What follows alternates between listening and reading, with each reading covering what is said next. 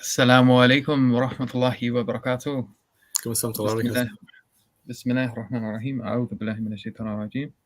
Welcome back, brothers and sisters, to day number 8. I was well and truly corrected by Brother Bilal about the number of days. Apparently it is the correct number. So alhamdulillah. So we're on the day number 8. SubhanAllah. Does that mean, so is it day 8 or is it night 8? It's night 8, isn't it? It's the 8th night after Maghrib. That's right. Well, technically, this should be the 7th one then, shouldn't it? Because it's not. It's still the 7th day. Let's start again. We're starting again, and Bilal's going to correct you again. I always get mixed up with all of this stuff. Alhamdulillah. So we're on day 8, night 8, whichever one it is. Allahu alam. But alhamdulillah, we're here again. So the focus of today's stream is going to be the prophetic dawa, the Sunnah of success. So we're going to begin with a brief little sort of overview, a discussion on that, and then we'll just sort of move into telling you all about what we're doing with Sapience Institute, and why you should support us, inshallah, and sharing the reward of the things that we're providing. I get the little tickers on. So Bismillah, Sheikh, if you want to maybe introduce everyone to the topic of today.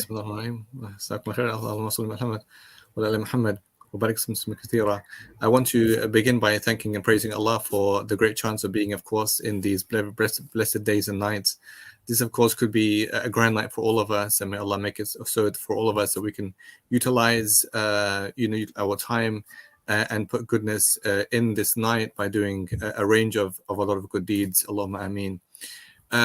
This is, in fact, one of the most important, I think, of our topics on the prophetic da'wah, Sunnah of success, because all of us have this very deep-seated aspiration to be du'at, to be callers to the way of Allah subhanahu wa ta'ala. And we might kind of envision what that means for us in different ways and different contexts and different demographics. But there is, of course, a model that we abide by, that we adopt, and that is the prophetic model.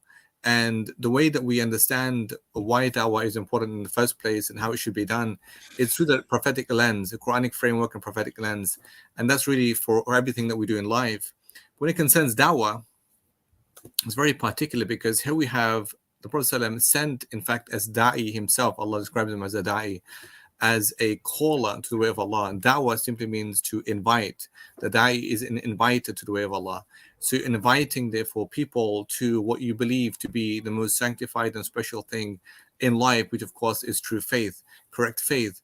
And one of the most beautiful things you find in the prophetic character when it concerns da'wah is his genuine concern for his people.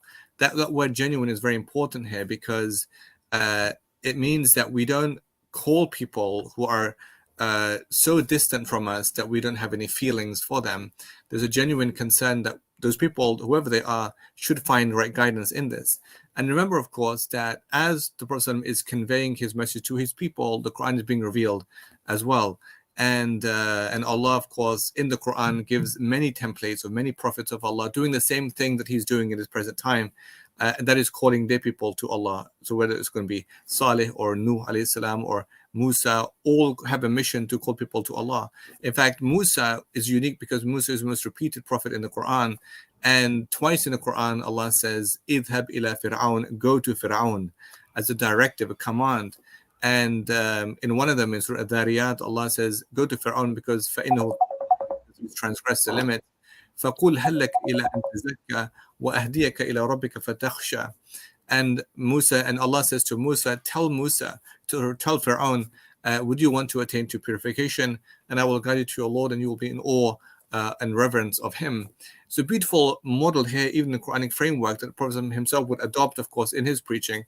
And that is to ensure that the essence of da'wah for all people is that concept of self-renewal, self-rejuvenation, self-purification. And the way that I write about in my book on being human, available for free on our Sapience website, as well as the course, I have this contrast between here, the verse I mentioned in Al-Dhariyat, and in the Prophet's own life, when the old man came to him and the old man was seeking something, knowledge about Islam. and the Prophet was engaged in the elite chieftains of Mecca, and Allah says, "Abasa wa tawalla," he frowned and turned away. But Allah then says, وَمَا يُدْرِيكَ لَعَلُّهُ يَزَّكَّى, that how would you have known that perhaps you would want to attain to purification? Allah is speaking about here the old man. So we have Fir'aun as a model and Musa, and we have here and the old man. They're both seeking, they both have the need to seek purification. And that is the beginning point of the prophetic dawa, that the realization that in each person is a potential opening.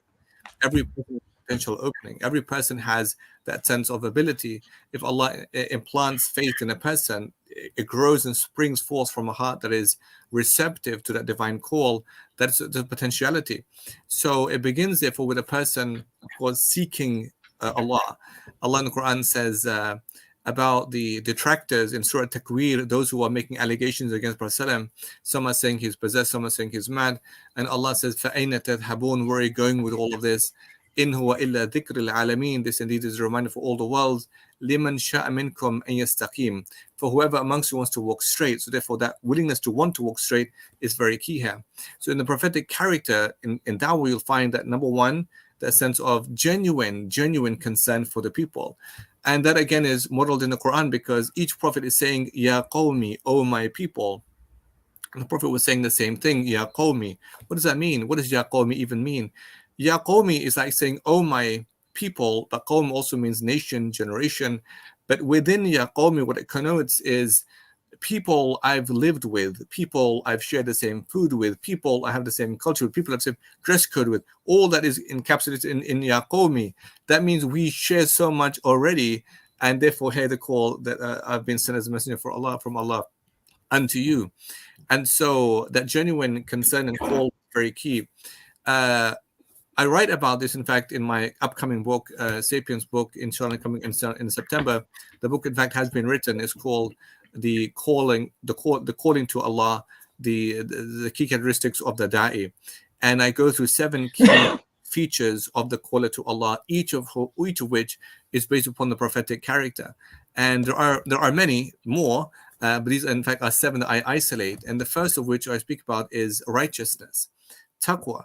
The same thing that we're seeking all the time and should be seeking by way of fasting in Ramadan, لَعَلَّكُمْ تَتَّقُونَ, so perhaps you would attain to taqwa, which is from waqaya, which is to hold back from, to keep yourself protected. Everything about us should be in a state of fasting. In essence, our eyes, our ears, our tongue, our limbs, all of that is in a state of fasting, prevention, protection. Therefore, you're mindful of Allah in every step of the journey to Allah, because every one of your senses is alert to that. And so righteousness is a key thing, is the most important thing. Taqwa is the most important gradient of success, for the da'i or for the non-da'i, for all people. Without that, you have Salah ad-Din's dying words. In fact, the great Muslim commander who vanquished the Crusaders, his dying advice to his son Al-Zahir was, the first advice is, "Usika bi taqwallah." I instruct you with the taqwa of Allah, because that is ra's kulli khair, that is the head of all affairs. And you will find that, in fact, as advice of all great people, in fact, also the advice of Allah, of course, in the Quran, is to be mindful of Allah, have taqwa of Allah in all things. I also speak about the importance of knowledge, very crucial to have knowledge and to have wisdom in conveying the message, and to have forbearance and empathy. So the title of my book on being human is precisely that. It's how does Islam address othering, humanization, and empathy. And my empathy section is all on the prophetic character of how the Prophet showed empathy to his people in conveying the message of Allah. One of my favorite things I love is when the Prophet came into Mecca from Medina, and this was on the Fathul Mecca. And when he came in, there was, of course, the sense of jubilation from the believers because they're back in their homeland. But still, there was a consternation from the Meccans who still harbored those sense of negative attitudes, and maybe was still kind of prejudiced and so on and so forth. And so when the Prophet came back into Mecca, the Prophet's companion Abu Bakr radiallahu anh went to go and fetch his father. His father was one of the mushrikeen still, of the pagans, and he was an old man. And he brings him out to see the Prophet, and he's dragging him through the streets. And the Prophet sees this, and the Prophet says to Abu Bakr, he says, "هَلَّا تَرَكْتَ الشَّيْخ فِي بَيْتِهِ حَتَّى أَكُونَ أَنَا آتِيهِ إِلَيْهِ." If only you left the old man in his home, and I would have gone out myself to see him. and a beautiful kind of reflection of empathy here in character. And Abu Bakr says, no, but he has more of a need to see you because he has to embrace Islam. And then it says, فَأَجْلَسُهُ بَيْنِ يَدَيْهِ. Then the Prophet sat the old man down before him. He didn't say to him, Ijlis, sit down. أَجْلَسُهُ meaning أَفْعَلُهُ, meaning he sat him down before him. And it says, and the Prophet then wiped over his chest and said, Aslim, submit. Then he submitted to Allah. So you have therefore the verbalizing and actualizing of that profound prophetic empathy in the way he disseminated his message to the people. And there's many examples, too many to mention examples like that of how the Prophet showed the amazing character of empathy and forbearance with his people. I also have a chapter on courage as a amazing strategy, a success of dawah, the sunnah of dawah. The beautiful hadith from Anas bin Malik, who says that the Prophet was the most generous person in Ramadan. In the same statement, he says, and he was the most bravest person. So he was the bravest person and the most generous person in Ramadan. So his bravery, therefore, and his courage and his sense of wanting to defend the ummah is very key in his character. At all costs. And the Sahaba would say things like that: when we would fight behind him because he was ahead of all of us. And so I have a chapter therefore on courage, a chapter on character, on good character simply, and the effectiveness of that as a strategy in a person's wanting to call people to Allah. So all of these, in fact, are crucial and important. The book comes out, inshallah, in the summer, and it will be, inshallah, I think a unique contribution, to this topic. So therefore, the prophetic dawah, Sunnah of Success, is built on many different layers, and these are some of them that I've mentioned. So maybe you can add more, inshallah, Yusuf. Could you send me the book before the summer? Can I read it before everyone else does? Yeah, for sure. So yeah, many of the points you mentioned there are very pertinent to the topic. So with regards to like the modern dawah scene, what you find is many people not taking into account all of the things that you just said there. We touched on it a little bit yesterday as well, where we talked about people, they'll see or be inspired by the presence of a Muslim on the internet somewhere, or be that in a debate, or the Khabib fighting Conor McGregor, or whatever it is. They get inspired, and they get this zealousness, they get this excitement within them, and they might rush out, and they go takbir, and then before you know it, they're either thinking they can dominate the world on the internet single-handedly, and they're just picking arguments and fights with absolutely everyone, and without preparation, if it's fueled solely by the zeal and nothing else, this can lead to many problems, and we end up having to deal with these cases in the Lighthouse mentoring. So where someone they get this this sense of I don't know, arrogance maybe, or whatever you want to call it, and they just sort of charge forward and they start debating with absolutely anyone, but they have no knowledge, they have no ilm, they've never bothered to take any courses on Islam, they don't really know much about Aqidah, maybe they don't even pray, but they have zeal and they think this is enough, and so they'll get into arguments and they'll get twisted up. They don't know how to defend even quite simple things, and I've spoken to 18-year-olds who have done this, and then they're booking a mentoring session with us, and they're like, yeah, I went out and I started all these debates, and then I've just been hit with all these shubuhat and these waswas, and I have no idea how to answer them.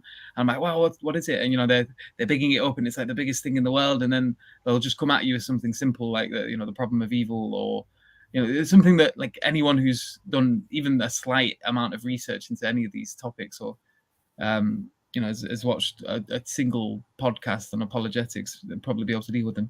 But they're just not prepared, and so they charge out, they get battered, and then they'll do this projection. So rather than seeing themselves as having failed, they look at Islam as having failed them, and so they see their own losses as a loss of Islam, or they have this idealistic misconception of what Islam is or what it preaches, and maybe they've even been infected by Christian thought, this idea like Allah is the all-loving, for example, quote unquote.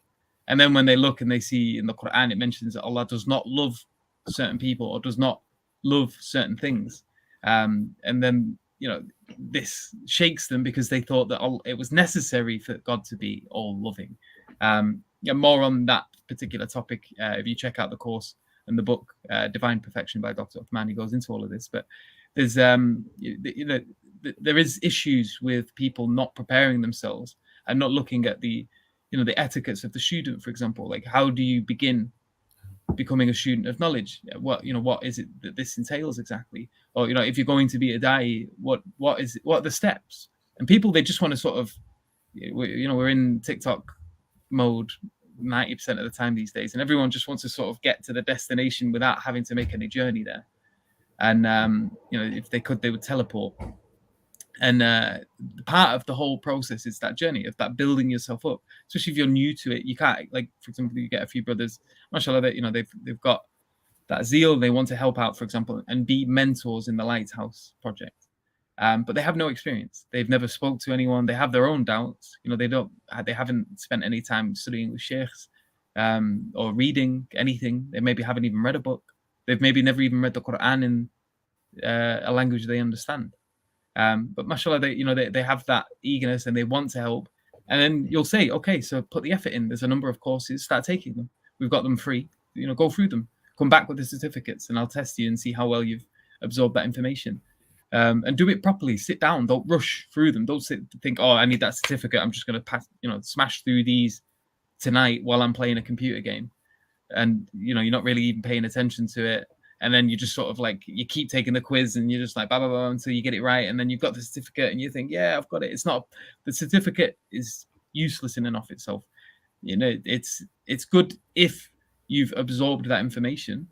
And that's what you should be aiming for. And that certificate should be, if you've got it, obviously we're going to test you and we're going to see if you have absorbed the information that you've been taking. And we're not going to take you seriously at all until you've at least tried to do some courses, or if you've already got some prior experience from other organizations, or for example, if you've been engaged in dawa for 10, 20 years, you might not necessarily need to take a course with the Sapience Institute. But that effort, that energy, that has to be put into working. And when you're looking at the life of the Prophet Muhammad sallallahu alaihi wasallam, you're going to get a lot of examples on how he engaged with people. Another problem with the modern days dawa scene is we sort of treat people like robots.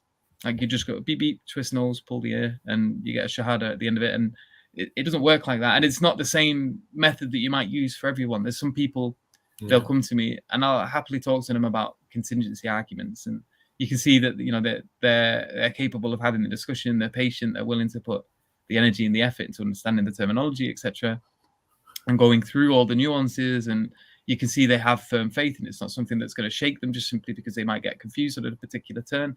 And you have other people that are just really simple, not in a negative sense. They don't have the patience, or they don't have it, like, the mental capacity to have to deal with more complex issues. So I'll just refuse to go into it with them. When you can test a person, you ask them some simple questions, or if they're shaken from a simple topic, then going into these like highly complex issues is just not necessary at all. And so you're not going to use the same argumentation with a simple person as you would do with someone who's a bit more academically minded, for example. And that's fine. And like, people need to understand, they can stay in their lane, and there's nothing shameful about that. Or there can be a build up towards being more capable at dealing with higher end argumentation, and but it's not necessary. Islam was brought for the world. It was brought for everyone. It was not just brought for the PhD student. It was also brought for the farmer, the simple person, the one that works at the market stall.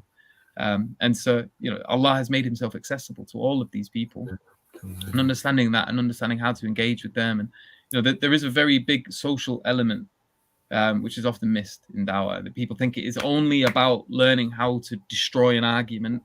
And in that, they miss the person that they're dealing with. And that can often push people away. Which may Allah protect us from ever being. It's very true. Very true. One of the key verses, in fact, in the Quran, and in fact, the Sapience, in fact, is kind of I think it stems from this verse, and that's the verse where Allah says that "Qul hadihi sabili," say this is my way, ad'u ila Allah, call to Allah, ala basiratin, with deep insight. And so basira, which means like perception, deep insight. So sapience, in fact, it means deep insight and wisdom. And Allah says, me, I, and those who follow me. And exalted is Allah, subhanallah, and I'm not one of those who make shirk with Allah. So Allah therefore outlines for us, number one, the imperative, the need, but number two, the necessary prerequisites we would have in seeking that path of calling others to Allah. Allah says, I call to Allah with wisdom, with knowledge, with basira. And those are things not simply that we only simply learn from a book, but some of that based upon experiences, in fact, in dealing with people more often. And then you develop a greater sense of wisdom and understanding of where people are coming from. You made a very good point about we don't see people as machines. And so I called my book, the first one, called On Being Human, because we forget that sometimes we're humans, and we all have that same sense of that framing of one another is the same. And Allah addresses us as Ya ayyuhan nas, O people. In fact, many verses in the Quran where Allah is calling people back to Allah begin by saying, Ya ayyuhan nas, O people. Inna khalaqnakum ya ayyuhan nas, O people, we created you from male and female, and so on and so forth. And so therefore, in forgetting that, we otherize ourselves. We other people without knowing sometimes. And to otherize means that if you think about the fact that we all have a mental canvas in our minds, and if I paint on that mental canvas using wide strokes and broad brushes, and I'm creating an image of the other, an imaginative image of the other, that's how I figured that other. That's a way of othering that person, and I'm kind of bound in this respect by stereotyping people rather than seeing the individual entity of that person. And that's what it means, in fact, to show empathy. Empathy means in feeling. It means having a specific feeling for each and every person. And the Prophet in his character was like that. He addressed all people in all times in different ways. And you're right to say that. Some people were of the elite, and he spoke to them in a language that was advanced for their thinking. Others were simply farmers and shepherds, and he spoke to them in a way that they understood. And the principle is that speak to people in a way that they understand, in language that they understand, because you want, of course, the message you're giving that to penetrate their hearts. And it won't penetrate the heart if you're too high or if you're too low. Therefore, having knowledge and understanding and wisdom means speaking to them in a way they understand. One of the I have these kind of examples and case studies in my book, and I speak about the fact that sometimes, even in giving dawah, it might be the person you're calling to Islam has a host of worries in life that you have.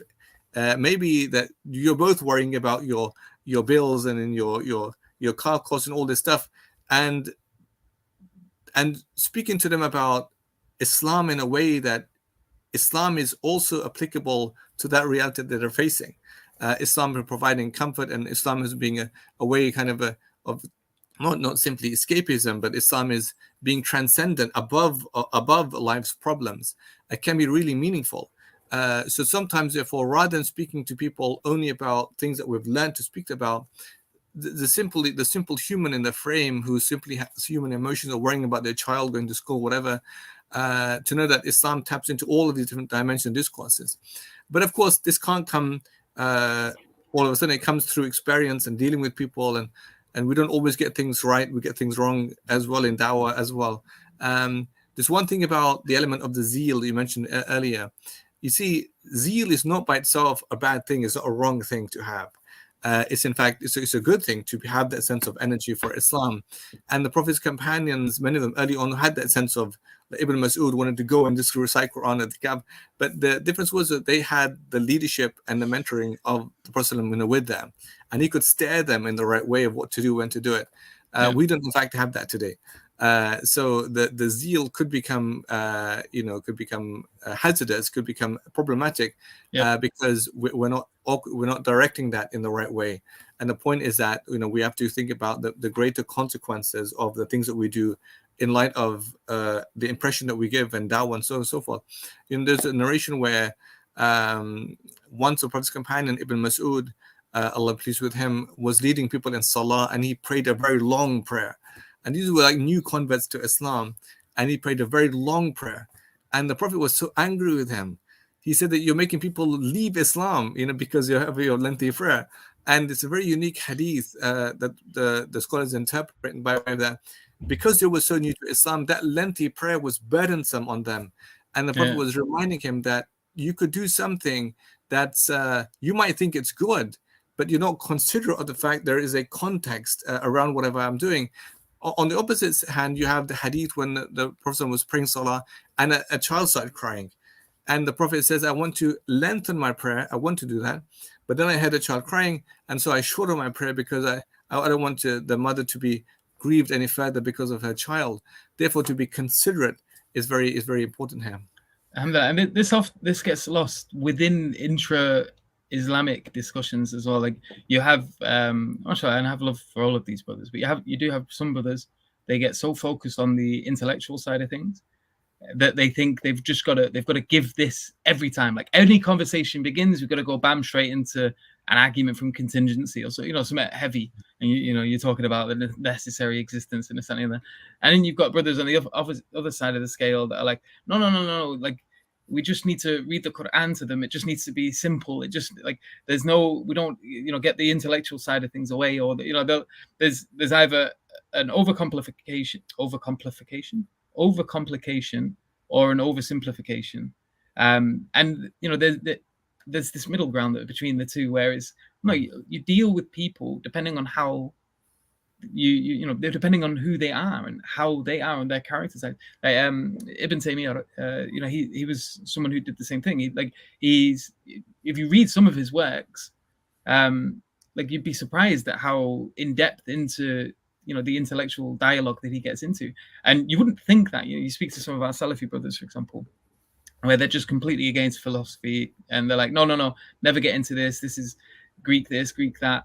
And and they'll praise Ibn Taymiyyah. And if they were to read some of the works that he did, like, because I was going into his discussions on the arguments from independence, for Allah's existence. He's going into it and he's explaining what works and what doesn't, and why this is problematic, and why those who went astray, like the Mu'tazilites, the certain things that they were saying these arguments infer were just incorrect. And he gave his argumentations as to why, so he's refuting them and then saying, rather, if you do the argument in this way, this leads to something that isn't contrary to the Quran and the Sunnah. So there's nothing wrong with it, but you're not going to use it with everyone. There is there's a specific thing where he's talking about. There are some people that may need this. This might be a cure for their illness, for their their disbelief may be resolved by giving them this particular medicine. But that's specific to that particular illness. Other people might not be suffering from the same issues, and so you're not going to give them the same medicine. If someone's got cancer, you're not going to just give them cough medicine. And if someone's got a cough, you're not going to be sending them to chemo. Like, you have to, look at people, see what it is they're dealing with. But this involves dialogue, like getting to know them. And sometimes it's just talking to them about things. Obviously, you're going to give them dawa, you're going to be talking to them about the religion. But it's also about just getting to know them and their situation, like asking them questions about themselves. Tell me about your situation. Where are you? What is, how is life for you? Like, seeing how they interact with people, because this teaches you. And there's a good analogy in that, like, we're calling people to Islam. Yeah, Islam is for us, it's a way of life. Yeah, it's a house that we all live in, and we want people to join us in the house. Now, if we're just stood at the door, screaming at people and calling them names, and we've got terrible etiquettes, and we're just shouting, and we're not taking into consideration situations or anything like that, no one's going to come into our house. If you've just spent half an hour abusing someone and then say, come in for tea, they're like, you're mad.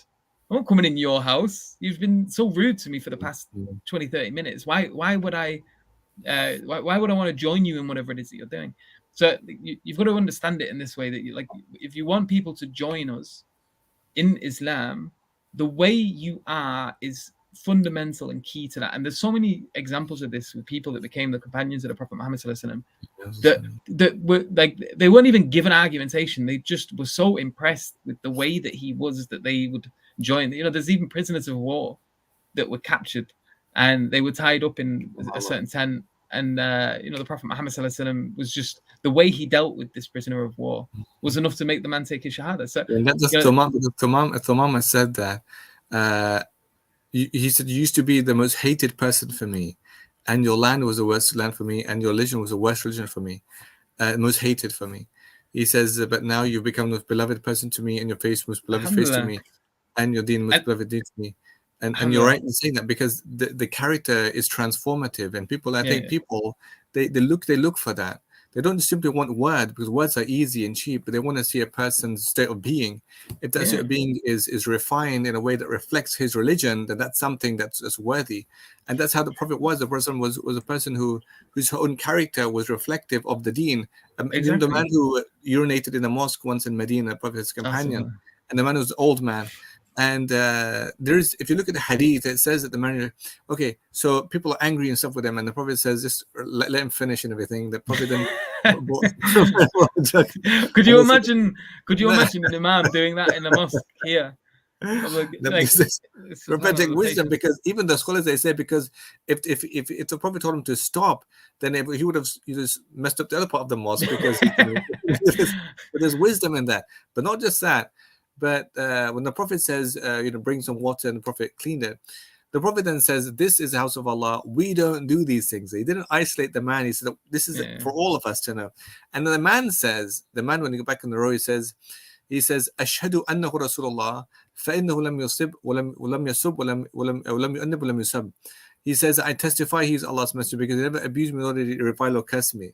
So in seeing, therefore, that he wasn't reviled or cursed in a moment where others perhaps would have easily reviled or cursed him, reflected the Prophet's perfect character in disseminating the message in a way that's understood. And other times, for example, like that was understood and maintained and kept for that man.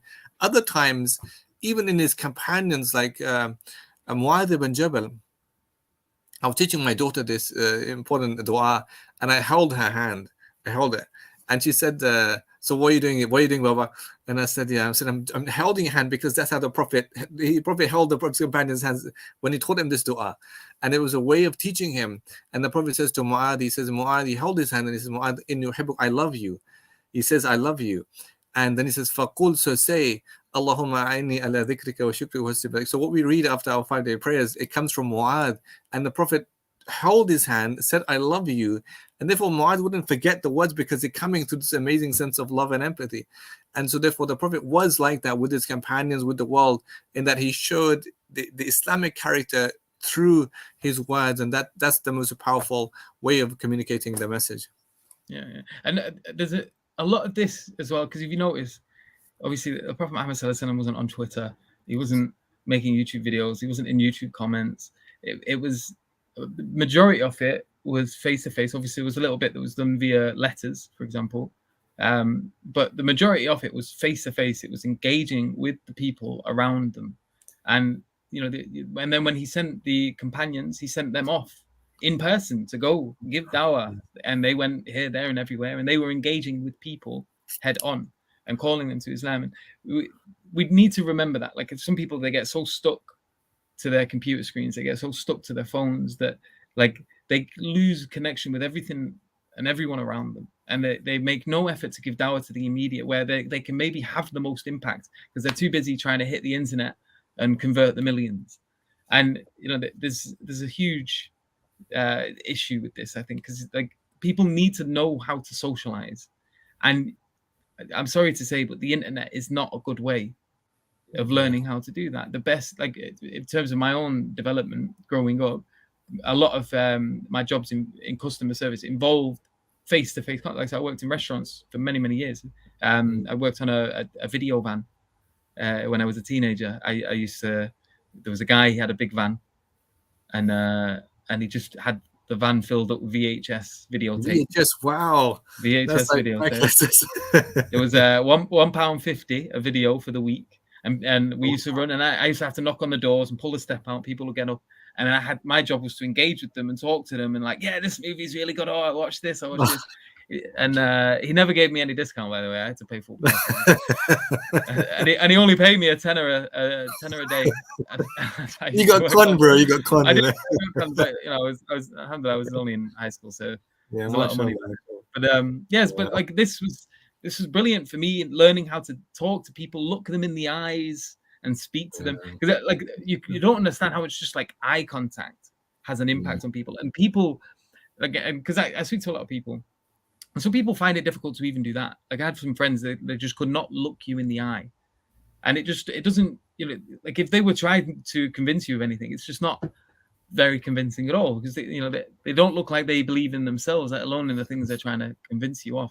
So like these little things, like you know, the body language, the way you stare into someone's soul, and you can see sincerity in people, or you know, if they're not sincere, you can sort of get an impression of that by looking at the people and getting you know a proper insight into the people. But yeah, there's lots of things we could go on about, but just conscious of time, so I want to obviously call you, brothers and sisters, to try to support us with our work in Sapience Institute. So we're going to tell you about a few of the things that we're doing. So we are, for those of you who are not aware, we're an organization with a vision, and the vision is, as it's written here quite clearly, a world convinced of Islam. And we want to do that by focusing on developing, supporting, and empowering individuals and organizations to intellectually and academically share and defend Islam. And there's a number of ways that we're doing that. We're doing that by the content that we're producing on our YouTube channel. So we've got things like the Londonier, which is a very in-depth course. It's produced by Brother Muhammad Hijab. We've got the 99 Names of Allah that he's currently producing. We've got courses on problematic Hadith case studies, The Shepherd's Way, the Human Project, Shubuhat series, Divine Perfection. We've got all of these things being produced, and we've during the month of Ramadan, we've been releasing a video once every day, Unlocking Your Heart. It's 30 powerful arguments from the Quran, which is done by Dr. Uthman, who's with me today. And we're producing all of these courses, which take a lot of time, a lot of energy, a lot of effort, a lot of resources, and we're giving them for free. So this is one place where you can see our work. Make sure to subscribe if you haven't already, to share the content that's on there. Make sure to comment, to like. All of these things will help us in obviously expanding our reach, increasing in subscribers, and therefore having more of an impact. And it just helps to, you know, the algorithm to push our content elsewhere as well, if you're engaging with it. So if you like our work, and if you're watching a video, don't be completely passive. Even if it's just a, you know, leave a simple comment, or if you want to engage with the content itself and maybe ask questions and things like that, the back and forth that gets generated in these conversations helps the algorithm as well. So, you know, engage in our content, share it with people you think might benefit from it. But this is one aspect of what Sapience Institute is currently providing. We have the learning platform, which is, again, completely free, featured free courses, everything in here.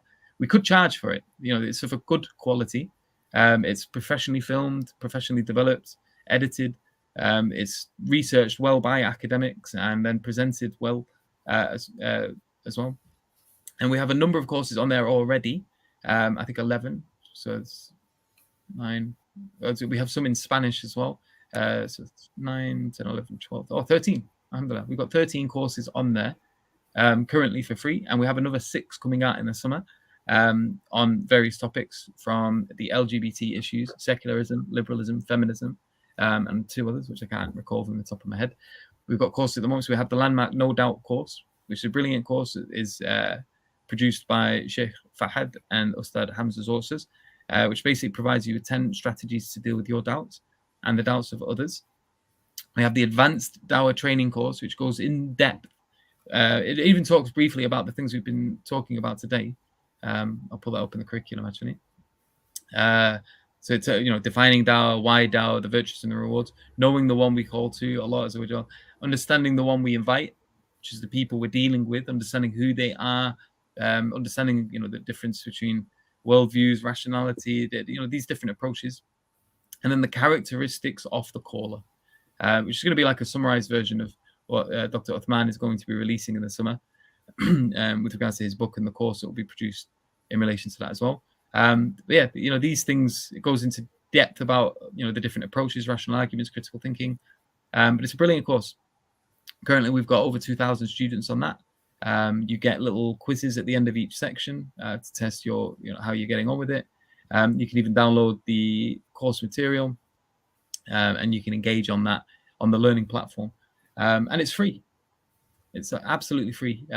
You've got the Art of Disputation and Debate, which is, of course, produced by Dr. Safra Chowdhury, based on his translation of the book on this particular subject. Brilliant course. It gets into, if you want to get into debate and disputation, how do you do that according to Quran and Sunnah? Well, doing it in a traditionally Islamic sense without falling into many of the controversial things that you see today. You've got 2 courses by Dr. Uthman on being human, which is regarding othering, dehumanization, empathy, on the back of many of the tragedies that have been occurring around the world with respect to Muslims. And yeah, it's a brilliant course. Also, there's a book on this, which you can get on Amazon. And is it this or the Divine Perfection that's on Amazon? Yeah, no, Divine Perfection. Oh, Divine Perfection. So this one, you can get the PDF for free, which is available on our website as well. And it's, again, another brilliant course. You've got the material there that you can download. You've got a number of episodes with the quizzes at the end of them to test whether or not you're retaining that information. Divine Perfection is going into sin and salvation, which is basically the conversation that happens between Christian and Islamic apologists with regards to the love of Allah Azza wa Jal, and whether or not the Christians have a monopoly on that. We've already mentioned that briefly today, earlier on. But it's a great course. It goes into this, engaging with the work of William Lane Craig, and just showing that the Christians don't have a monopoly on this at all.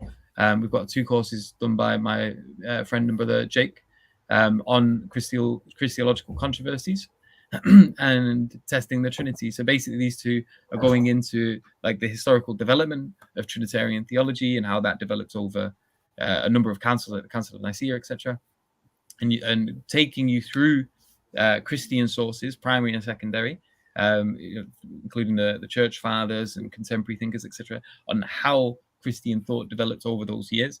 And then also with regards to certain philosophical issues, for example, the logical problem of the Trinity, he goes into that in a lot of detail, the different responses, the different schisms that occurred because of the different positions that were being taken on as their thinking was developing over the course of these different councils. Really, really great courses. I really recommend them. They're really accessible. Again, they're free. If you go onto them, you can again see there's course material you can download. There's a number of students on there already. You get quizzes, and it goes through them. And they're really well put together and worth your time. We've got 2 courses on atheism. So we have mine on nihilism, and we have Imran Hussein presenting the divine reality, which is of course based on Hamza Zorsis' book. We've got a history course done by Ustad Adnan Rashid. I can never say that word, so I'm not going to bother saying it. That's the one, mashallah. I don't know how you do it first try every time, but making of the Muslim civilization. So it's going into the development of the Muslim civilization, how that occurred. And we've got the quiz for the Londoniya. So if you've been watching the YouTube series that's been published on our YouTube channel, you can take the course. It's basically just a quiz. So there's a little introduction video, I think a video or a bit of writing. And then the Londoniya examination, which is 92 questions that you can go through. And yeah, all of this, again, produced absolutely free. We're going to be having more courses being put on there. We want to get them developed into other languages. We want this to be accessible, in the Spanish world, in the Arabic language. We want it to be wherever there are Muslims and wherever there are non-Muslims, pretty much everywhere. But like, if someone has questions or they are interested in Islam, we want them to be able to come onto here to see these courses, to be able to access them for free. So other than that, we also have the books which we've mentioned. We've got a number published already and more on their way, including Dr. Uthman's book on the characteristics of the Da'i. We've got my book coming out on Islam and nihilism, among a bunch of others. We've been doing on-site courses. We have been doing them previously, and we're going to be doing more in the future. In South Africa, there's going to be one with Mohammed Hijab and Hamza Zorsis, where they're going to be training students of knowledge and ulama on how to deal with contemporary issues. And we've also got the visionary retreats, which is basically a brilliant set of retreats where we people from all over the world, they come and they meet us, and there's a number of workshops that they go through, getting them to think about their vision, getting them to think about their strategy, how to be leaders for the ummah, how to get involved in the dawah, how to spread Islam and get involved in all of this. They're brilliant courses, retreats that work not just on trying to equip people to think big, to think what part are they going to play in the future of the Muslims, but also to develop their spirituality. So we had, we were waking up early to pray tahajjud, for example, and then we were doing tadabbur of the Quran in the mornings, and then we were pretty much being exhausted mentally, physically, spiritually. And they're brilliant courses, and we're producing all of these, with the exception of the Visionary course, for free. The Visionaries was not for profit. We had charges because there's a lot of costs involved, but we were investing our own money in that, and obviously there was a charge to cover the cost of things like hotels, etc. But all of this is being produced and is available on our website, and for you to just make use of. And then last of all, we've got the Lighthouse Mentoring Project, which is a project me and Dr. Uthman are involved with, among the other brothers as well, which is one of a kind. It's basically a service where if someone is suffering from doubts and they want to talk to people, but they don't really have the confidence to approach someone in their own community, their parents, their imams, etc., they can book a private one-to-one meeting with ourselves, whether they're Muslims, ex-Muslims, non-Muslims, whoever they are, from whatever background. If they're just wanting to overcome certain issues with their idea of Islam or certain problems that they've been facing, they can go on there and book a one-to-one meeting and have that ability to have a conversation with us, talk to us privately, to express whatever issues that they've got, and to deal with someone that has dealt with many of these questions a million times before, because it literally is the case. People think a lot of the time that their doubts are unique, that their situation is a unique one, and you'd be so surprised. I don't know about you, Dr. Fan, but how many times the same questions keep getting brought over and over and over again. So it's a landmark service. We're not just trying to help individuals that are suffering from doubts, but we're also trying to train and equip individuals that deal with these individuals as well. So we're dealing with students of knowledge, either from alimas, for example, or alim courses, or university or college students, leaders in the community, imams, activists, preachers, du'at, etc.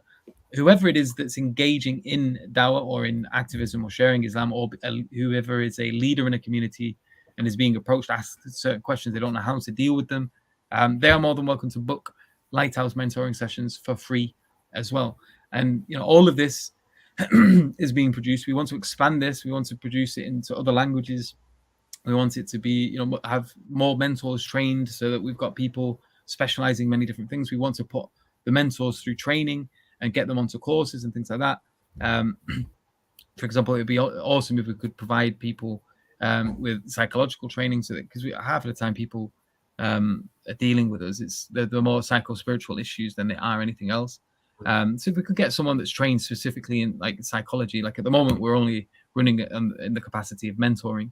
But if this could be expanded into, we're thinking long-term here into the future, where we're providing it in however many languages that there are in the world, every language, whatever language you speak, we've got someone that you can speak to. That we're dealing with not just doubts, but if someone is suffering from psychological issues, which we're not trained to do at the moment, so we can't, unfortunately. I have to decline certain appointments because someone is suffering from severe mental issues, and we're just not equipped to be able to deal with that. So there's a number of things that we want to be able to do in order to expand, but this requires support, because we're not making money from the things we're producing. We don't charge people to have our books. We don't charge people to access the mentoring service. We don't charge people to make use of the courses that we provided. So what that means is that we have been able to operate solely on the back of the funding that we've been getting from you guys in the past.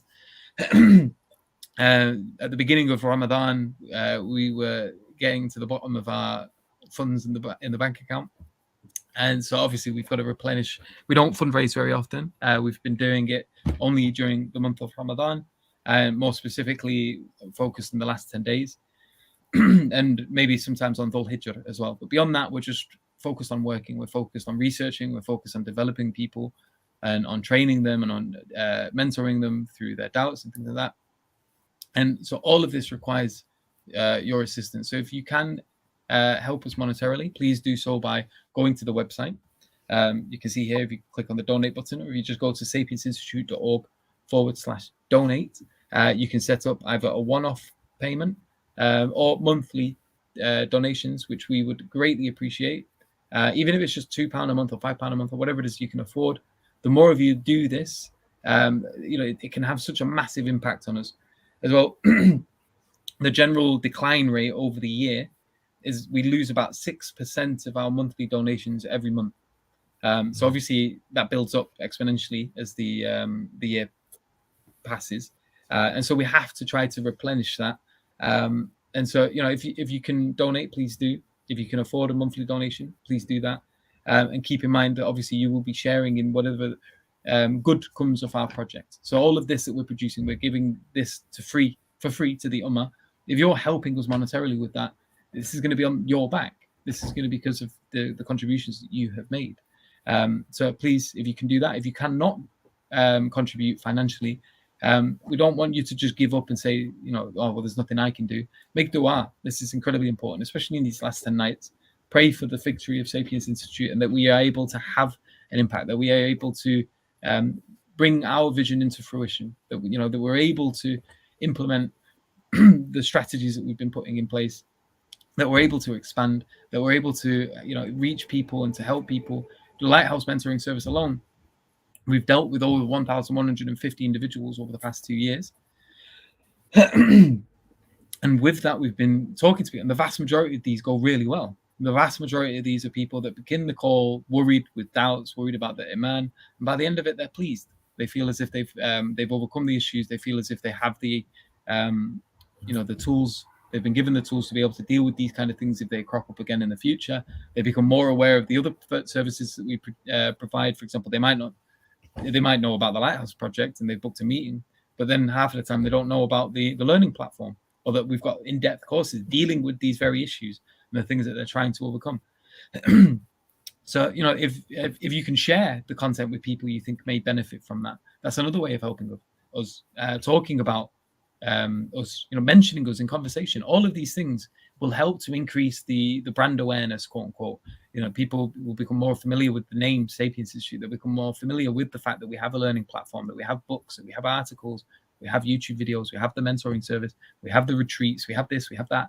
We're trying to cover, the academic, the intellectual side from every possible angle, and we're going at it hard. We're not, if you let the work speak for itself, check out the things that we've been providing, have a look. If you've got any questions, we have this open book policy where you're more than welcome to get in touch with us, Hamza especially.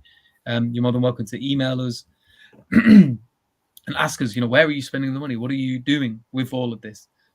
We are open in that regard, and so you're more than welcome to send emails, make these requests for that information. But yeah, so just help us by financially supporting us, by making dua for our victory, especially just before we break our fast. Like at the moment, we're coming into the last hours of the day before Maghrib. Pray for us now, like right this second. Make a dua, before you do break your fast. Make a dua if you're praying, in the night prayer. Make dua for us. Make dua that we are victorious and that we're able to help the ummah and that we're able to be a benefit for the people. All of this is something we will highly appreciate. And then other than that, the last thing you can do if you can't produce monetarily yourself is if you know people who can, maybe you can set yourself a target. So I know some people, what they do is when they want to raise money for a particular thing, they might go on like a walk. They might say, I'm going to do a hike of a mountain to try to raise some funds for XYZ organization. So you can set a target. You say, I'm going to try to raise £1,000 for Sapience Institute and I'm going to do a walk.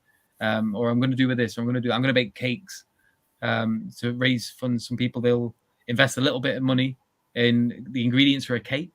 They'll bake a cake and then they'll sell it and they'll say, this is we're raising money for Sapience Institute and this is what they provide. And these are the services you'll be supporting if you buy a cake. That might cost you, I don't know, £1, £5, or whatever it is, but you might be able to raise £50 to £100 just on the back of one cake. You be creative. All of this, and inshallah, Allah will reward you for whatever creativity you've employed to be able to help support us with our work, to be able to spread awareness of the things that we're providing, and all of that. But I don't know if you want to add to that, Dr. Uthman. No, it's true, man. Allah bless you for explaining all of that. I mean, the main thing is that we're asking people to support us in our work, and as you've outlined, there's so much already happened in the work of Sapience in terms of producing very important works, publications that can kind of deal with ingraining and and empowering Muslims to better understand their faith and sharing their faith to others as well. And of course, providing a sense of response to detractors who are antagonistic towards Islam. Like, for example, the book I wrote, Divine Perfection, I began writing at the end of 2020, if I remember, is when I first had the idea behind it, because we found that there's so much available on websites belonging to Christian missionaries that are quite heavily anti-Islam, and there isn't enough of a response to that, academically responding to each of their allegations on Muslim platforms. And so therefore the book was written for that purpose, and we want to make it accessible for all people. And one of the first mentees I had, in fact, when Lighthouse Mentoring began, was a brother from the States who had a group of friends who were together in whatever colleges they have, and they went to university, and the friends end up joining Christian societies in the university and become empowered by this notion of Jesus loving you and everything else. And they began to give da'wah to him about this, and he had no clue what's happening. And somehow he has of us contacts us, and it ends up on my time while I was writing the book, alhamdulillah, on Divine Perfection. So I said, I'm really happy to talk to you. And we went through each of the arguments that the Christians are presenting him. And when I spoke to him about Allah subhanahu wa ta'ala, he said, brother, I never knew that about Allah. I never knew that about Allah. Allah is Shakir al-Shakur. Allah is one who appreciates his servants, and so many things, alhamdulillah. So the beautiful thing about that, I mean, there's only one small example, and Yusuf has so many more examples than me, but what is allows people with anonymity, meaning not exposing themselves. And remember that when it comes to people who have doubts in Islam, there is a sense of a bit of a taboo, a shame they might feel, unwilling, uncomfortable speaking to the local imam, for example, or scholar, or their parents about these things. And Lighthouse Mentoring provides an avenue for them to access somebody trained in mentoring who can help them with their doubts on a one-to-one basis. And this is international. It's all around the world, and people from all around the world contact us every single day, almost every single day, alhamdulillah. And so the point is, it's a very worthy project, and it's something that is really quite long overdue, and it's something that's there now for the community, and it's free of charge. And remember, it's not about vanity metrics. You don't get any likes on YouTube, for example. It's all private and one-to-one. But the point is, it allows Muslims to reconnect with their faith, and that's something very rewardable as a thing to do, and very appreciated by those who get a chance to attend. And remember, it's not, they can book once and book twice if they're not fully happy with the 1 hour serve that they've had, and if they might have more questions they want to ask. And so all of these things are very beautiful and beneficial. It's really, if you could be part of this, remember, this is not about us and me and you, it's about our work together. It's about the things that we do together. It's about helping one another. It's about you having a role to play in this, and everything that you help with is to your credit. And this is, so if you imagine the reward, if you imagine, for example, the training program that we have, all these thousands of people that we've trained, alhamdulillah, so far, and du'at around the world. And these visionary retreats, in fact, are focused on people who are engaging in dawah. The ones that we've had in Pakistan, the two in Turkey, we've had du'at and shuyukh and imams come together, and we're providing this training for them to help them with their own congregations. And by supporting this cause, you get the reward, part of the reward of that. And imagine the du'at are calling others to Allah, and each da'i, for example, has a shahada or two shahadas somewhere in his life. That's also to your credit. And so therefore the reward is momentous, particularly in these days and nights that we're in today. And this is, of course, a night of sadaqah. These are days of sadaqah. And sadaqah means that kind of you're in essence, you're also cleansing your wealth through sadaqah. One of the benefits of sadaqah is to cleanse your own wealth by way of sadaqah. It's a purification of the wealth. It's a removal of griefs and hardships and calamities from your life through sadaqah. You can give sadaqah on behalf of your parents, on behalf of the ones who have passed away. All of these things are measurable with Allah subhanahu wa ta'ala, but of immense reward and barakah. And so therefore, the whole point is to be part of this great initiative, be part of the work. Yusuf mentioned a lot of great stuff that we're doing, and we have other stuff as well, other stuff in the pipeline. The courses we have coming up, inshallah, in this coming year, as well as the fact that we have new books being written and published at the moment as we speak, it's all testament to the fact that, you know, we're all trying to work hard in this. We're trying to work hard, you know, for the sake of Allah. May Allah accept the small efforts that we make, but we can't do it alone. This is an ummah effort, and all of you are part of this great ummah. And so we ask all of you to support as much as you can, particularly in these very important great nights that we're in.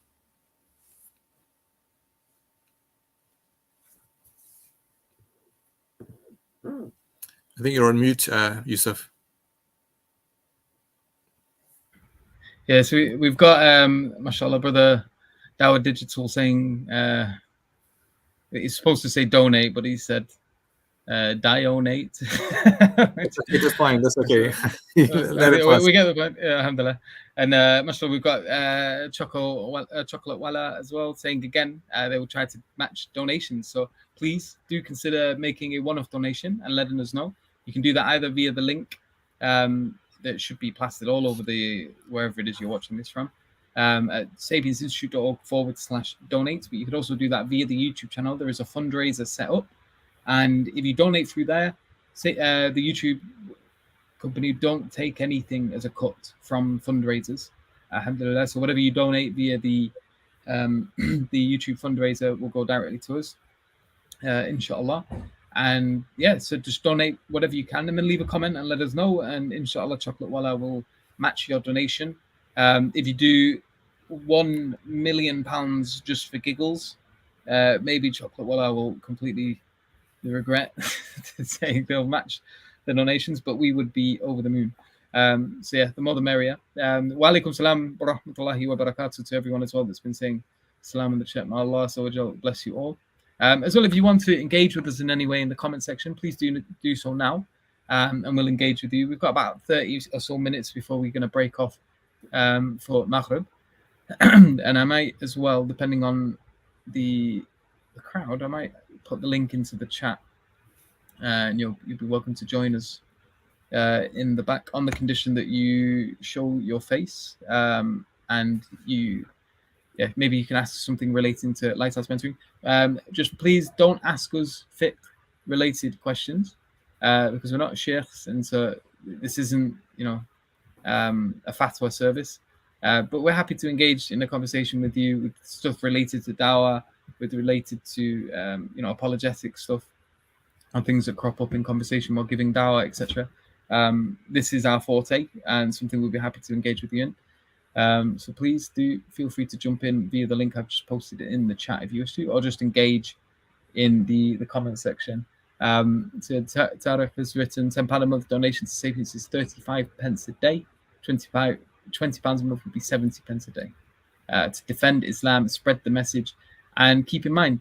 So we've mentioned this a couple of times before. So some people, they say, "Oh, I'd rather give my money to the poor," which is a good thing. We're not telling you not to do that. Please do give them money, but don't think that when you donate to things like Sapience Institute that's not going to affect the needy in any way. The more people that stay in Islam, the more people that come to Islam, the more people are going to be donating to charitable Islamic organizations. If if you consider myself, for example, once upon a time I was a non-Muslim. I was not giving money to Islamic organizations. I was not giving money to Islamic charities. I was not donating to Ummah Welfare Trust.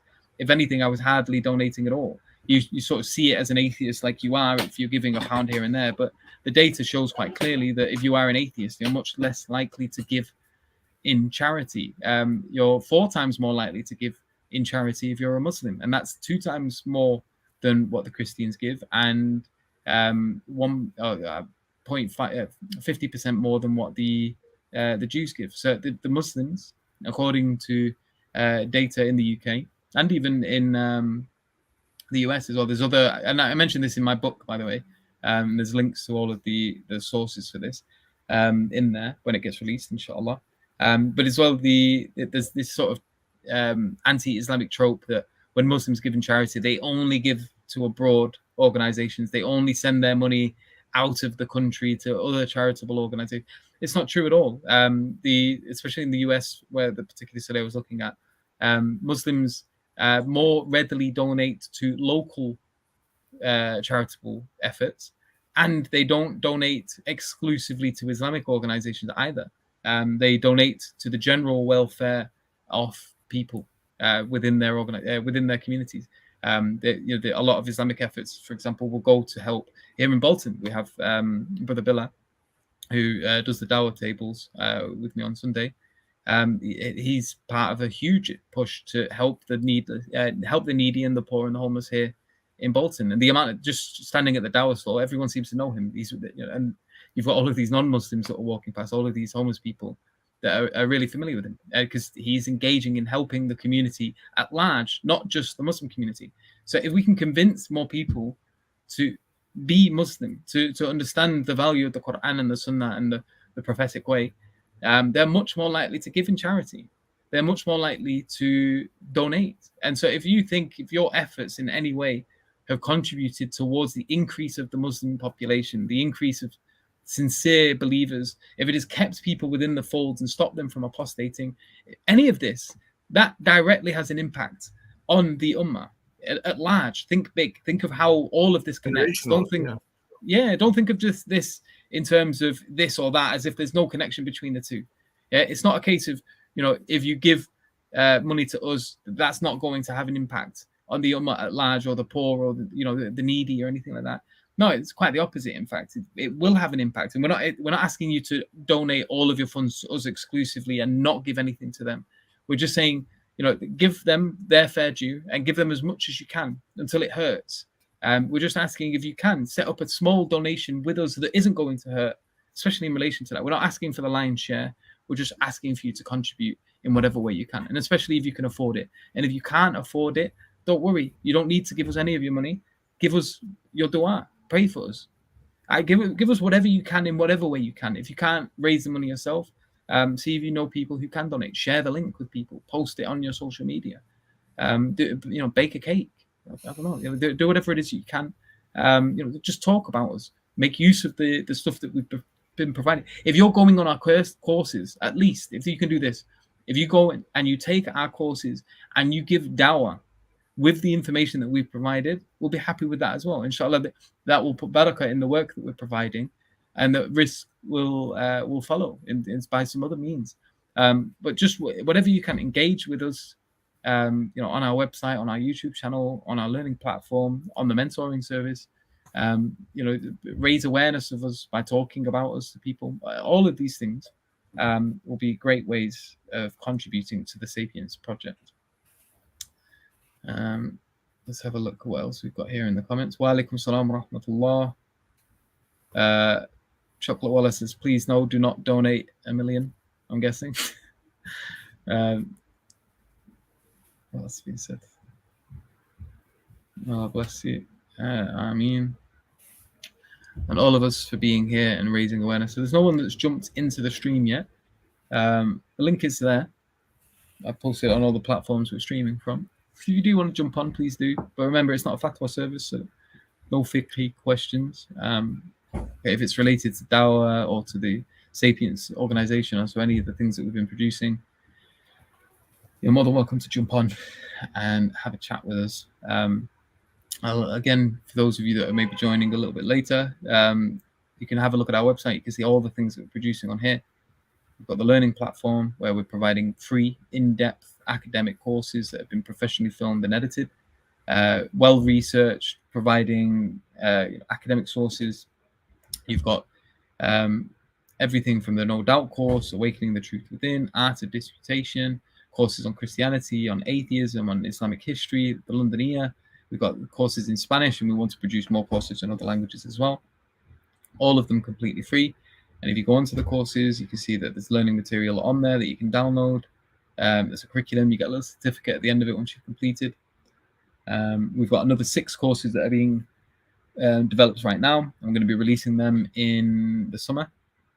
And again, they will all be completely free. These things we could charge for, but we do not wish to put a paywall between the ummah and the material that we're producing. We have the Lighthouse mentoring service, again, another free service, helping people through their doubts or helping people that want to get engaged in dawah or being leaders in their community, coaching them on how to do that free, privately, one-to-one, via Zoom. You can do that just with your voice, or you can do that on camera. You don't have to have the camera on. I know some people are a bit touchy about that. So it's not a necessary part of the mentoring. If you want, you can anonymize yourself and just just talk via voice. We have a number of books that we've been releasing and producing, and we've got more being released as well in the coming months, including Dr. Uthman's book on the characteristics of the da'i, and my book on Islam and nihilism, among others. We're doing on-site courses. We have been doing. We're going to be doing more.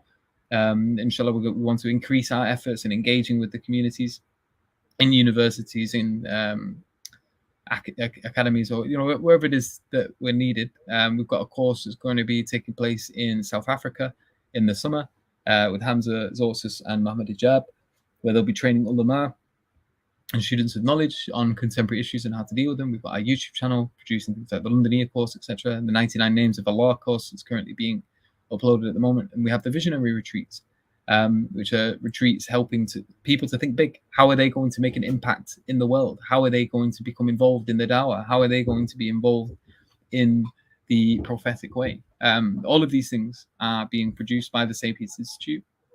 You can get access to all of these on the internet, and you can help us by donating. You can do that through the link that should be everywhere, all over the website. Here, if you go to sapiencinstitute.org/donate, you can do UK bank transfers. For US bank transfers, you can contact us on that email address. You can donate as a one-off. You can donate monthly. You can choose your currency, whatever when you want to donate in within that limit. And so you can do that. If you produce a monthly donation for us, this would greatly be appreciated as well, and would help us going on into the future. And we want to expand. We want to produce this in more languages. We've currently got stuff being translated into Spanish, which is a huge portion of the world, by the way. It's one of the largest spoken languages in the world. We're producing things in Arabic, in Turkish. All of these places, with all of these languages being spoken, need this work being provided. When we're doing the Lighthouse project, we're talking to people that are doubting the religion from all over the planet. It is a service that is needed, and it is having an impact. The Lighthouse service, we've already spoke to well over 1,000 people. I do about 50% of them. So I've spoken to over 500 people individually on the Lighthouse mentoring service, giving them 1 hour one-to-one sessions. And that was deleting repeats as well. So the 500 people we may have spoken to several times or multiple times. And that's not including as well the people that we've ended up speaking to outside of the Lighthouse service who have reached out to us by other means, or I've had mentoring sessions in person. And I know Hamza Zorsis is always meeting people face to face and having, mashallah, the brother's all over the place in his car. I can't imagine how many miles he's driven in his life already, but we're doing this, online, in person, on the phone, on the internet, here, there, and everywhere. So we're doing a lot of great work. We do require financial backing because it's the only way we're able to produce the things we are producing. Because the things we're producing, we give away for free, and we're not making money by charging people for that. Even the books, when you buy them on Amazon, the lowest possible price that we can sell them at, which basically just covers the cost that Amazon charges you for printing a book. We're not making profits on the things that we're producing. If you can, please do help, and if you do donate, make sure to mention it in the comments, and inshallah, Chocolate Walla will try to match your donation, and maybe get the ball rolling. We've got about, what time is Maghrib today? 6 past. Let's have a look. That's down south, in it, though. We've got a bit of a different time up here in the north. What day is it? Monday.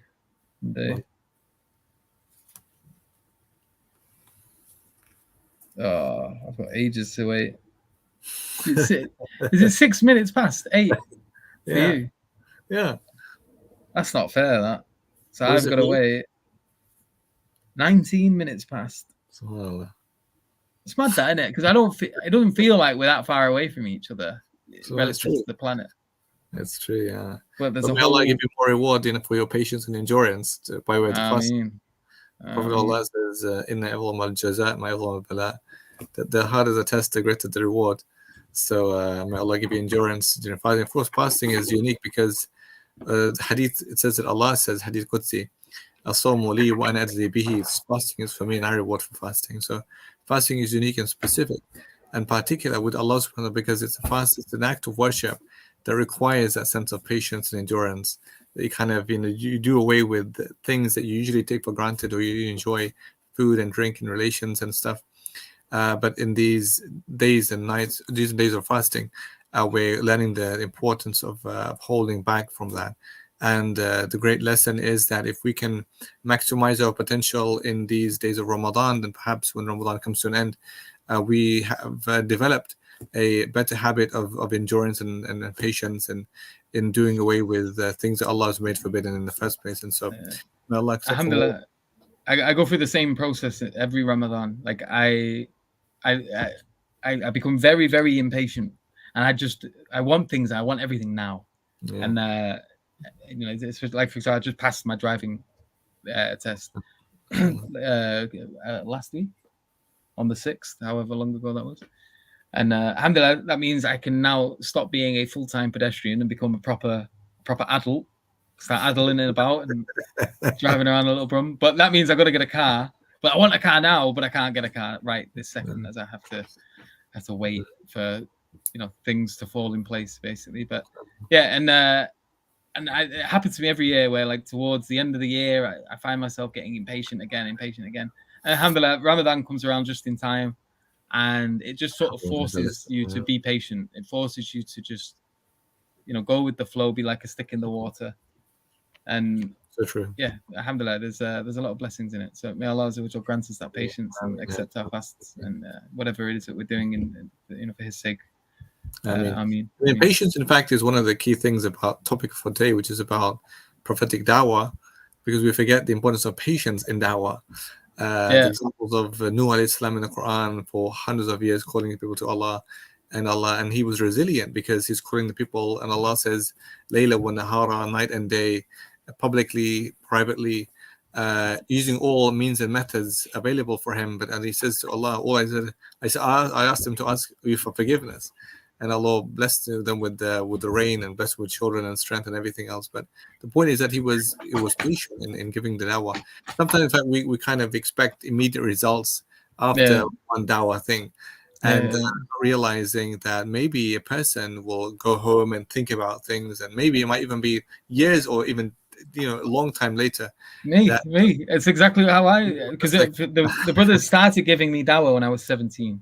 Wow. And we were having back and forth, and we were getting into debates, and like you can't treat it like a sales pitch. You're not selling contracts on T-Mobile or whatever. Like it can be. You can plant seeds in people, and this is the beauty about dawah stalls and things like that as well. Like maybe the person doesn't take the shahada with you there and then. Maybe you might open them up to being more willing to explore Islam as a topic more seriously. Yeah. And like for me, like they started talking to me when I was 17. I didn't take shahada till I was 24. I went traveling the world before I even got back. I went around Asia for 18 months. I was living in Buddhist temples with monks and praying with them to weird big gold statues, stuff like that, when I was a younger whippersnapper over 10 years ago.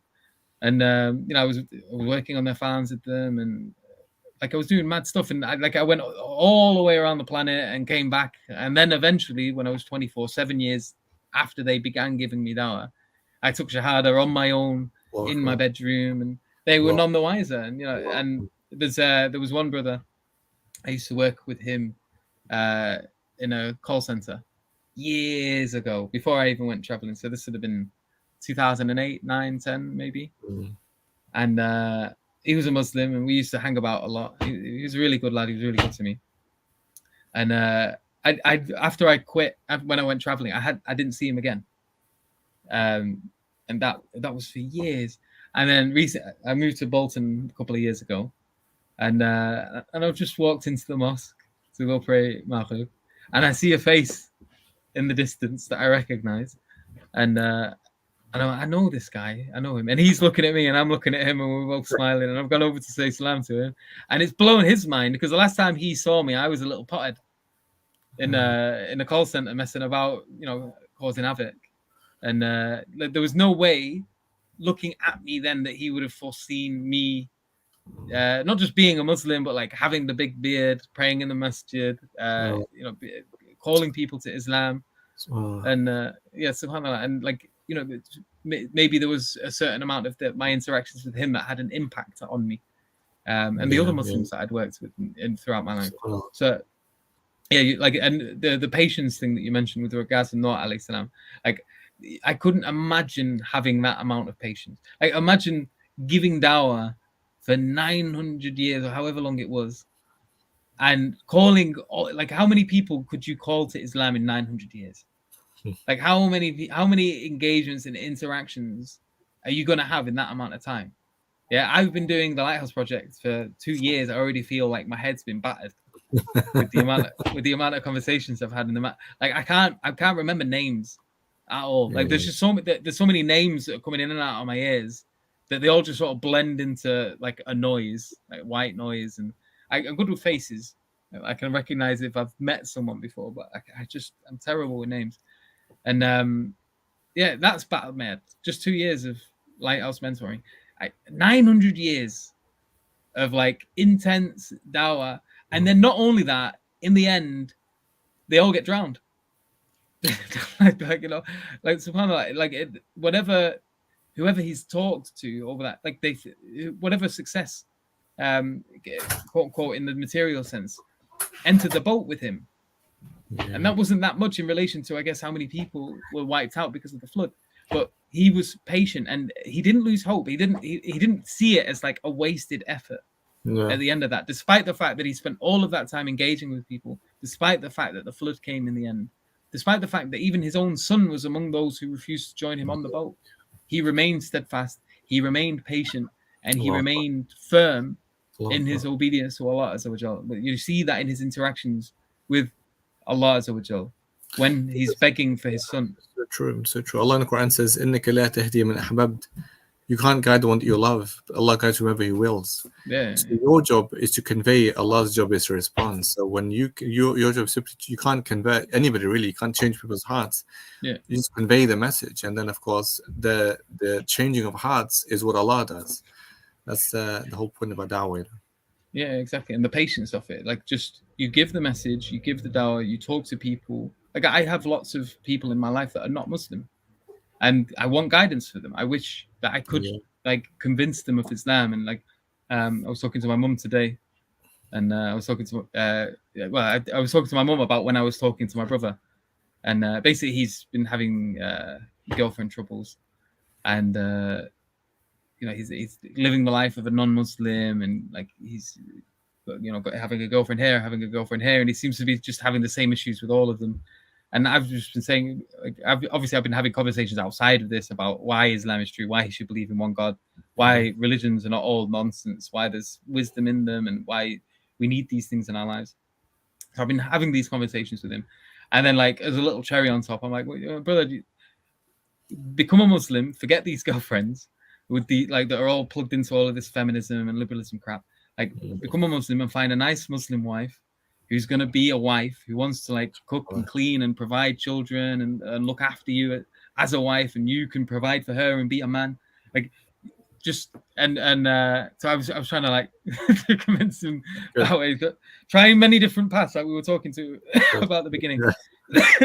So some people require intellectual convincing. Some people need a woman in their life.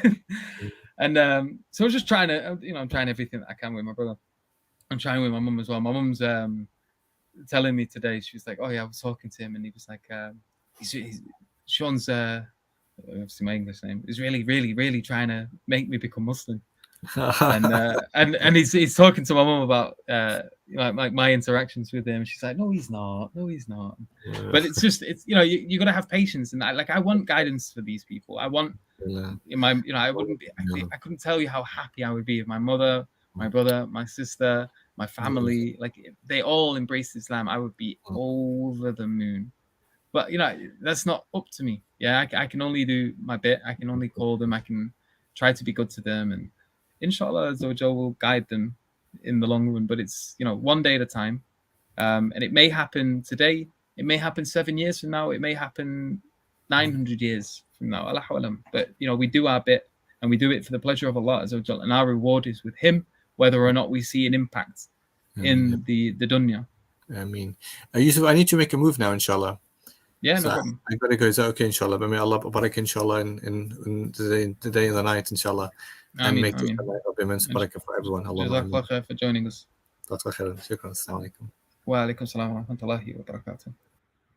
So, brothers and sisters, now it is just us. I've got, what time did I say? So, Maghrib in Zibolton. What day is it today? Is it Monday or Tuesday? It's the 17th. All right, so I have until 8:19, which means I have 20 minutes. Well, I'll leave in about 15 minutes because I need to go put my meal prep in the microwave. I've got sticky beef and rice. I think it's sticky beef. It's a beef meal of some sort. So I'm going to get off in about 15 minutes to go do that. So if any of you want to engage with me in the comments section, you're more than welcome to. If you'd like to jump onto the live stream, the link is in the chat. Not many of you have been commenting, so it shouldn't be that difficult to find it. You're welcome to jump on, so long as you promise not to ask me any fiqh questions. It's not a fatwa service. If it's related to dawa, apologetics, that kind of thing, I'll be happy to engage with you. So feel free to jump on or to ask your questions.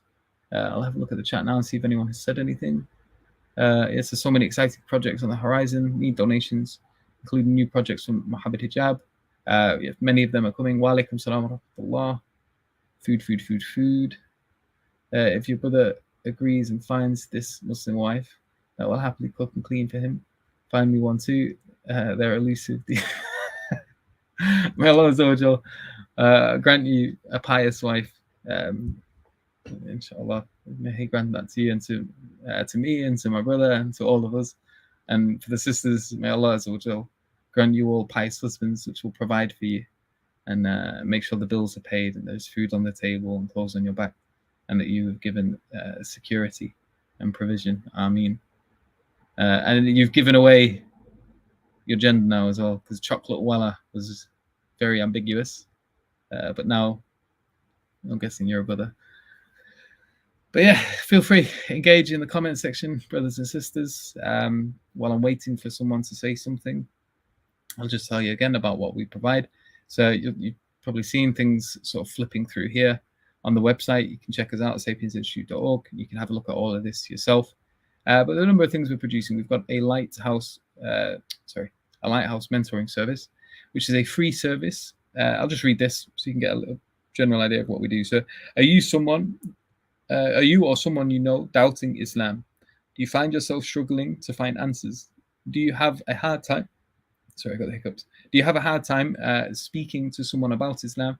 Are you considering Islam but unsure about certain concepts? Are you an activist, an imam, or community leader who is unsure about how to handle questions related to science, philosophy, the Islamic moral code, etc.? You are not alone. Over the course of the last decade or more, there has been a rapid proliferation of content online and in academic institutions that has eroded the faith of some people. Seeing the rise of this phenomena, Sapience Institute is introducing a one-to-one mentoring service called Lighthouse. So the service is for everyone, pretty much. If you're a Muslim, you're an ex-Muslim, you're a non-Muslim, you're doubting Islam, or you've got questions about Islam and you're thinking of coming back or embracing, if you're on the edge of kufr and you're not sure about whether or not you want to be a Muslim, all of these things, you're more than welcome to get in touch with us, and you can have a private one-to-one meeting. These meetings are kept completely private. We don't share them with people. The only thing we're going to be doing, we're engaging in an academic project where we're trying to abstract information so we can take general trends. But other than that, they will be anonymized and any identity will be taken out of that. But they're not published on YouTube, for example. We're not going to be like making the conversations that we have public to anyone. They are completely private. They're not going to be sent to family members or anything like that. It's an opportunity for you to have a sincere one-to-one conversation with someone who has been trained to deal with these things, and who is happy to be able to do so. Or if you're engaged in a leadership or a dawa role and want help trying to think how to sort of think big, or how to move on, or how to engage in the community, how to answer certain questions, you're more than welcome to book sessions with us as well, and we can give you that one-to-one mentoring on how to deal with certain things. All of this, again, completely free. You just click on this button here and you pick whatever service you want. If you're someone that's doubting or has questions, or if you're someone who is engaged in dawa or leadership, you click that and then it shows you our availability. You can pick the days. You can see here we've got numbers of days availabilities. We want to increase that. Monday is a popular day. We've got a lot of mentoring on Monday, but we want to increase that. So we've currently got about 7 or 8 mentors already, and we've got another 4 mentors that I've recently trained. There's a bunch of other people that have recently put themselves forward as potentially becoming mentors as well. So I'm going to be training them in the coming months, inshallah. And we're going to increase it. We want to bring this in more languages, for example. At the moment, it's in English. A few of our mentors can speak other languages: Spanish, Arabic, Urdu, I think Hindi, German, and obviously English. But we would like to provide it in more, and we would like to make the service itself, so the website, available in these languages too. But that requires translations, people working these things out. That has costs involved and time and energy and effort. So make sure to, if you can contribute to our services, please do so via the donation button or the link on the fundraising link on the YouTube channel, or any assistance that you give us monetarily or with your dua or with word of mouth. All of that will be appreciated. We have the learning platform, again, another thing completely free of charge. We've got a number of courses on there already, 13 in fact. Everything from the No Doubt course, advanced Dawa training, course on argument and disputation, 4 courses on Christianity, 2 by Brother Jake, 2 by Dr. Uthman, 2 courses on atheism, 1 by Imran Hussein based on Hamza Zohar-Susi's book, and mine on nihilism. We've got a historical course by Adnan Rashid on making the Muslims, a Londonian course, the 2 Spanish courses, and we've got 6 more courses coming out in the summer.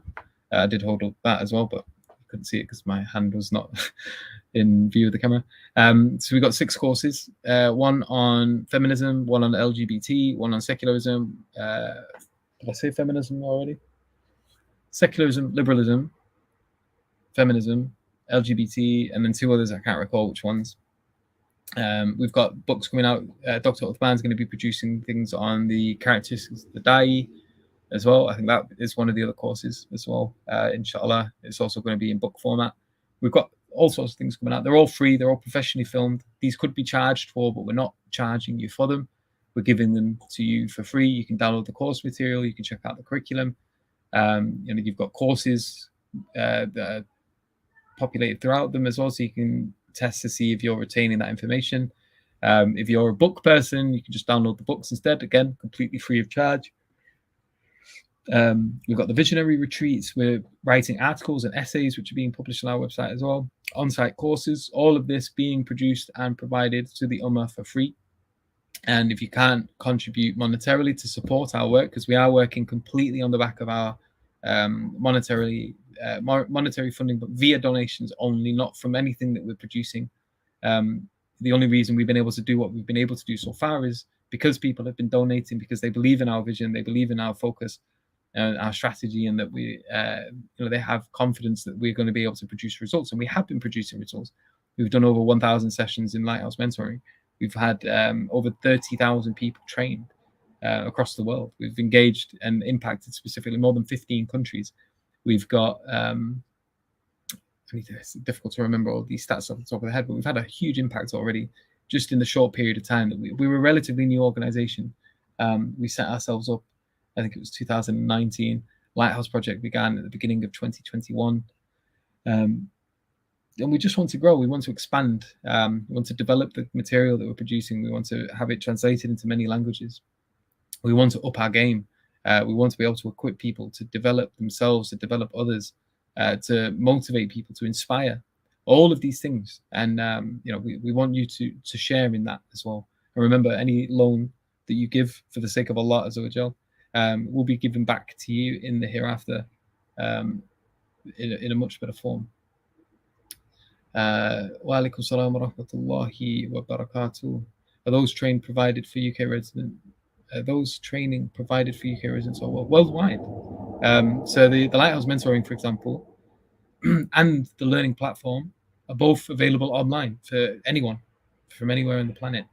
The visionary retreats, we had one in Pakistan, we had one in Turkey, and we're going to be having other visionary retreats elsewhere in the world, inshallah. The on-site courses, we've got one this summer that's going to be produced in South Africa. You just have to sort of sign up on the website and keep your eye out for when these things might be in a place near you, inshallah. Wa alaikum salam wa rahmatullahi wa barakatuh. If you've got any other questions, you've got a few more minutes of me here. I'll hang about for another 5 minutes, inshallah.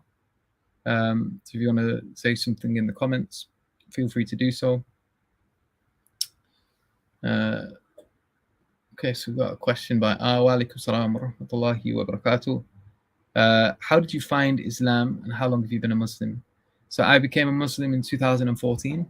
So I've been a Muslim for about 9 years now.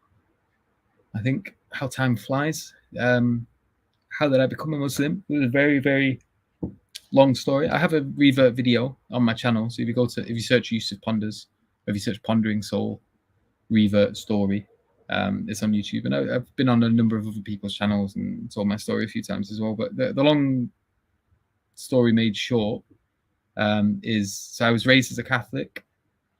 I went to Catholic school.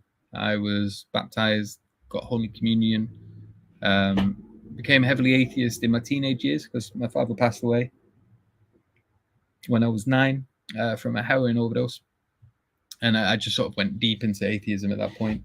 And then basically I started working with Muslims when I finished high school and that, and I was working in a place called Pizza Hut.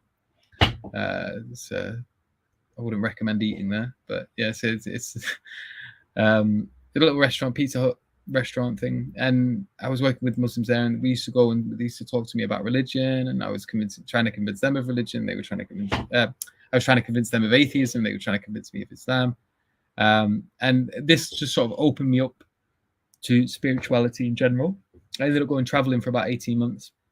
I spent a lot of time in Malaysia, which is a Muslim country, and I was on an island, and I ran a bar on an island.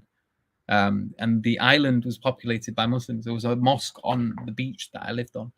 And as I was finishing the night and the sun was rising, and we were all drunk and doing whatever we were doing on the beach, getting ready for bed or getting ready to go to bed, all these Muslims would be waking up to go pray Fajr. And it was like night and day. We were a bunch of waste men.